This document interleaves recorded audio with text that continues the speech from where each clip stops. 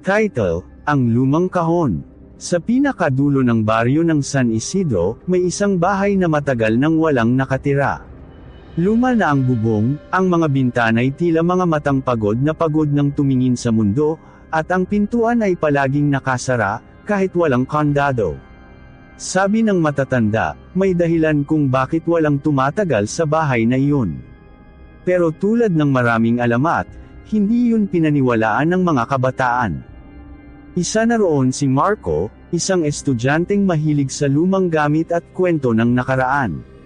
Nang mabalitaan niyang ibebenta na raw ang lote ng lumang bahay, hindi siya nagdalawang isip. Isang hapon, dala ang flashlight at tapang na hiniram lang sa sarili, pumasok siya sa loob.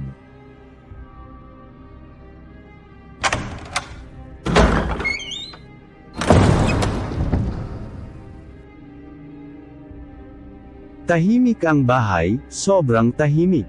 Walang tunog ng hangin, walang langit-ngit ng sahig. Parang pinigil ang oras. Habang naglilibot si Marco, napansin niya ang isang maliit na silid sa ilalim ng hagdan. Doon, sa gitna ng alikabok at sapot ng gagamba, may nakita siyang isang lumang kahon. Hindi ito karaniwang kahon. Maitim ang kahoy, may mga ukit na hindi niya maintindihan, mga simbolong parang mata, kandado, at mga linyang paikot-ikot. Sa gitna ng takip, may nakaukit na salita. Huwag bubuksan.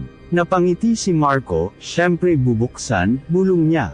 Nang itaas niya ang takip, biglang lumamig ang hangin. Ang ilaw ng flashlight ay kumurap. Sa loob ng kahon, walang laman, o iyon ang akala niya. Biglang may narinig siyang mahinang bulong.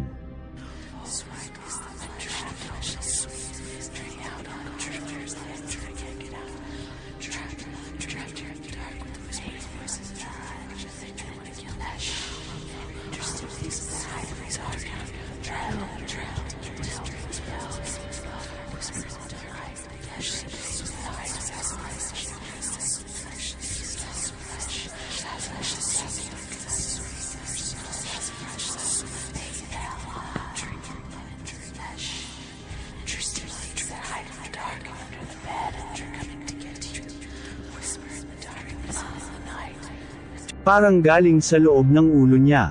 Sa wakas, napaatras siya at nabitawan ang takip. Bumalik ang katahimikan. Walang kakaiba, walang multo, walang anino. Pinilit niyang isipin na guni-guni lang iyon. Inuwi ni Marco ang kahon. Mula nang dalhin niya ito sa bahay, nagsimula ang mga kakaibang pangyayari. Tuwing gabi, napapanaginipan niya ang isang madilim na silid, at siya'y nasa loob ng kahon. Maliit, masikip, at may mga kamay na kumakatok mula sa labas. Sa umaga, lagi siyang pagod, parang may kulang sa kanya. Napansin din ng nanay niya na nagiging tahimik si Marco. Madalas siyang nakatitig sa kahon na parang may kausap. Minsan, narinig niyang may binubulong ito.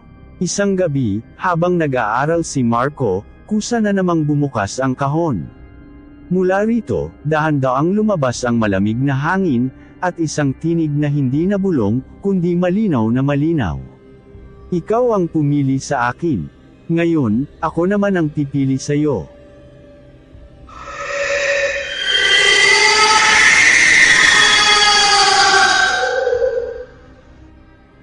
Napatayo si Marco, nanginginig. Sinubukan niyang isara ang kahon, pero hindi na niya magawa. Parang mas mabigat ito kaysa dati. Parang humihinga.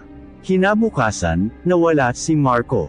Walang bakas ng pag-alis. Walang senyales ng pagnanakaw. Sa kwarto niya, maayos ang lahat, maliban sa isang bagay. Nasa gitna ng sahig ang lumang kahon, sarado, at mas mukhang bago kaysa noon. Pagkalipas ng ilang linggo, may bagong pamilyang lumipat sa bahay.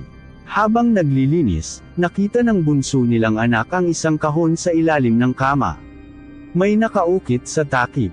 Huwag bubuksan. Ngunit tulad ng iba, ngumiti rin siya. At dahan-daang iniangat ang takip.